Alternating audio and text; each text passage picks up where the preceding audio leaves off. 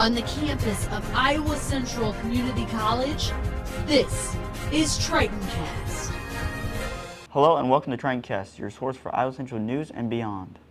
This week, potential big changes at Iowa Central President Dr. Jesse Ulrich joined us to break down everything you need to know about the bond vote, what was at stake, how it can impact students and the community. Tritoncast reporters Chris Warnock and Brandon Bonmeister had this report.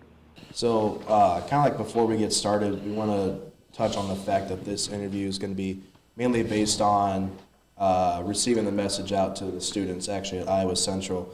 So how would you explain the bond to the kids here at Iowa Central?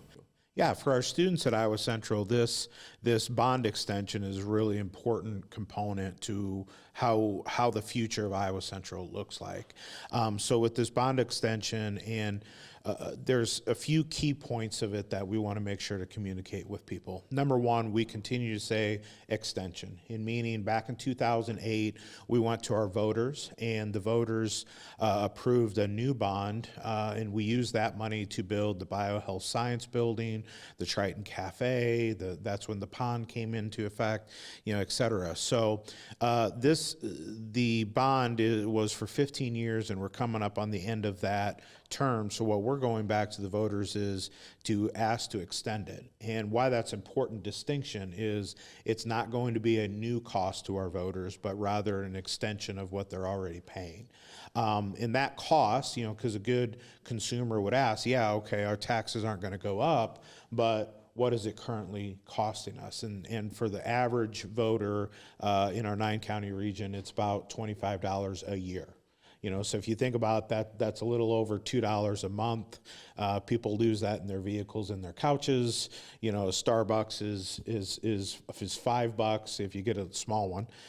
So for a monthly deal, that's pretty good. But what it means for our students is it allows us to then continue to invest in our campus. I travel across our 9 counties every single day, and I continue to hear the same things. We need more HVAC technicians. We need more electricians. We need more nurses, dental hygienists, et cetera.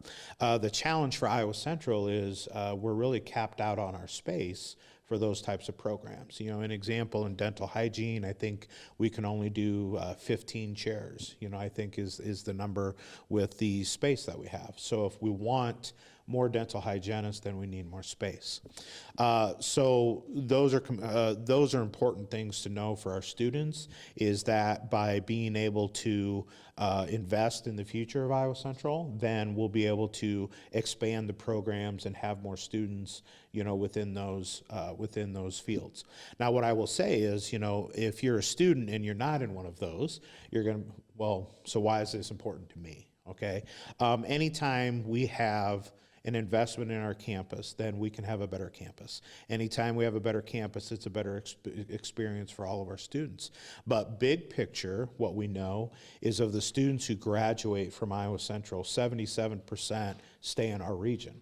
So if you're staying in our region, you want to be able to go to dentist and get your teeth cleaned. If you are in our region and you have HVAC issues, you want someone to be able to come and fix. So big picture, it makes our region stronger as well. So what would you say the biggest priorities Iowa Central plans to address if the voters say yes? Yeah. So of the $35 million, 18 to 20 million is going to be tagged for our new Center for Ag Science. And why that's a cornerstone of the entire investment is twofold. Number one, it allows us to create a new building to put all of our ag programming in that expands their space and gives them a space to be able to have the future of agricultural education. And then it puts us right down the blacktop of the farm that they manage, the 260 acres, that we manage. By doing that, that allows us then space in the AST building to be able to expand plumbing and expand HVAC. Because guess what programs are right next to the ag department in the AST? HVAC and plumbing. So now we can move some walls, we can move some space around and be able to make that work. this is not a part of the bond, but this spring we're going to be breaking ground on our new Center for Sports Performance. And that's also where our football program is then going to be housed. By taking them out of the basement of AST, we can now utilize that space for academic purposes and then be able to expand dental hygiene and dental assisting into other areas. So another priority of this is for the Webster City campus. We have the third building there, the Science Building, which is one of our original buildings from, I think it was built in 1970 or 72. That's all original. Part of the bond referendum is going to also be to update that building, putting in ADA accessible bathrooms, updating windows, roof, all of those good things. That also allows us to then lower our heating and cooling costs and be more efficient, so that we can then put that money back into our students and the programming. You bring up like kind of more trade oriented jobs, so like HVAC, anything ag related, diesel mechanics. Has there been a rise in more trade oriented jobs? And we're looking at the workforce in our 9 counties. Yeah, absolutely. In fact, when you look at our numbers, we just presented the fall report to our board here the last semester. Construction classes are up 260%. I think what the word is finally getting out to high school students is, education's important. Education's the gateway to the future and the ability to have a better life. But it doesn't have to be a 4-year degree.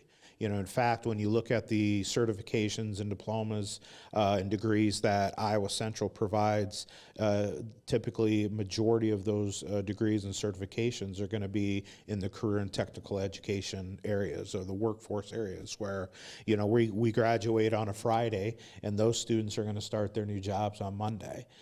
So we do see they call it Gen Z, right? That group. I get all the generations mixed, but the Gen Z is more interested in the trades. And part of that is because they do care about a return on investment. And when you look at being able to come to Iowa Central, have a high quality education at an affordable cost, you throw on there some, if they're eligible for Pell Grants, if they're eligible for Last Dollar Scholar, they can come out of Iowa Central pretty much debt free, and then start in a job that's going to start at $60, $70 an hour, on up. I was just sharing, some people, don't realize nursing right now. If you're willing to do some of those night and weekends, et cetera, pick up overtime, nurses are knocking on the door of $90,000 a year. So you take a career that used to be, hey, you're going to make, maybe $40,000, $50,000. $90,000 is extremely good, salary to be able to do. So I think Gen Z, is recognizing that. And, just gonna talk just a bit about perspective. I'm a millennial. Okay, let that sink in a little bit. We used to think the young generation, millennial. I'm one of the first couple of years of the millennial. Now we're into Gen Z, 20 years later, and they're coming in at a really, really good time to be able to get jobs wherever they want with the degrees and certifications that we can do right here at Iowa Central. As students, we're seeing the impacts of this in our day-to-day lives. But what are businesses saying in support of this? We've had overwhelming support. In fact, I was coming out of Mass last night, and it's 8:30 at night, and a gentleman rolls down his window as I'm walking to my vehicle and says, "Hey, just want to say thank you for that Ag Science Building. That's really, really needed." And so there's an overwhelming support from our businesses, and it goes back to what I shared before, where we need more nurses, we need more dental assistants, we need more dental hygienists, we need more HVAC, we need more and more, in our region, and our businesses rely on that because they understand if their business, if they can't do business because their HVAC isn't working or they don't have, et cetera, then that's hurting their bottom line. If their employees don't feel like they have a great quality of life where they can get all of the necessities that they need, then maybe they look at, moving outside of our region. So it's a vital piece to the economic development. I would also say this as far as businesses go. People take for granted Iowa Central and what we do for economic development. Iowa Central impacts 1 out of every 26 jobs in our entire region. So we are a huge economic driver. We send out 1,200 W-2s. The hospital, right next door, I think is around 8 to 900. So we are the largest, one of the largest, if not the largest here in Fort Dodge, and we're one of the largest in the entire region. So sometimes people take us for granted, but we continue to talk about what we do for businesses and what we can continue to provide for our region. What went into deciding where the funds are going to be allocated for the bond? That's $1 million question, isn't it? Who gets to decide? And ultimately, that's my responsibility, as the president of the college. But how we got to where we're putting the money is taking a look at our community needs and those programs that I keep going back to. The reality is the only way to increase those programming, those is by expanding the space. We also have a master's facility plan.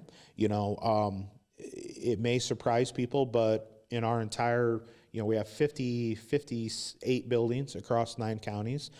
We have about $80 million of work to do. Okay, so just because we're doing this bond, et cetera, it doesn't stop there because we have a lot of buildings. So part of that master facilities plan is the interior of the AST building is near the top as far as we know that we need to make upgrades and continue. Some of those upgrades people will never see. An example, updating the electrical panels and new wiring, et cetera. I mean, it's not very sexy to talk about, right?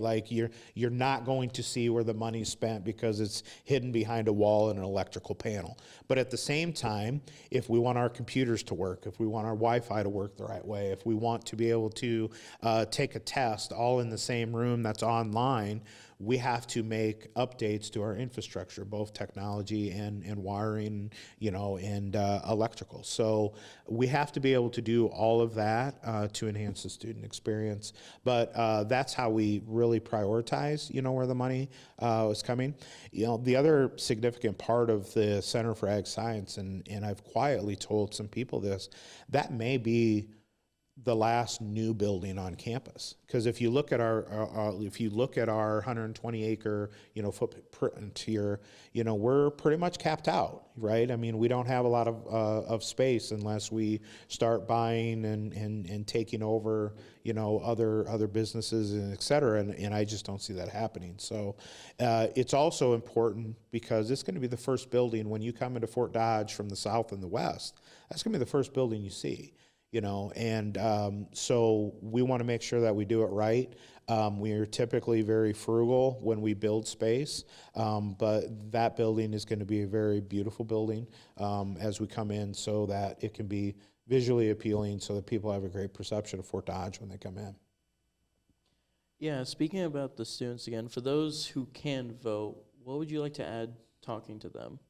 Yeah, I think in number one, students should vote in every election, regardless of what's on the ballot, regardless of whether it's a city, county, school election like it is this time, whether it's midterm, whether it's presidentials, special elections. Students need to get involved, because if you don't go and vote, you lose your right to just complain about things, because the only way things change is through voting. Right? Whether it's the politicians who represent us, whether it's our taxes, et cetera, that's why it's really important. I think what students need to know is, number one, they need to be an informed voter. Okay, you don't just go into the ballot box and just start filling in circles. Okay, you need to do your research. And on this, I would say this: we have never once said, "Vote yes," to our students. What we have said is, here's the things and how it's going to impact Iowa Central and how it's going to impact our region. And what I would say to those students is, when we invest in Iowa Central, we're investing into 1 out of every 26 jobs in our region. When they're voting on this bond referendum, they're voting on, do we need more nursing, do we need more dental hygienists, and do we need more HVAC? And then I would also say, for our students who are voting, for the 77% of them who are going to stay in our region, how is that going to help their quality of life? Is this going to help their quality of life by how if they vote yes, or is it going to hinder their quality of life? And those are all the things that they need to think about when they're in that ballot box. The bond vote goes through. How soon would it be before we start seeing changes on campus? So would students voting now see the changes before they leave campus? They would see the Center for Ag Science. It'd be 2 years. We would see the effects of that in 2 years. Some of these things our current students may not see, but they would see little things along the way. You know, an example, we need to prepare the AST. So they would see the moving the Center for Sports Science, Center for Sports Performance. They would see us starting to do little things in the AST as we begin to prepare for the big things. Because number one, it takes time. Like, I'm always amazed for a new building, it's about a 2-year process before you even move dirt. You know, by the time you get the architects on board, by the time you do all of the planning, it's about 2 years out. A big thank you to Dr. Jesse Ulrich for taking the time to speak with us. For more campus news and updates, keep watching Tritoncast. Have an amazing week. On the campus of Iowa Central Community College, this is Tritoncast.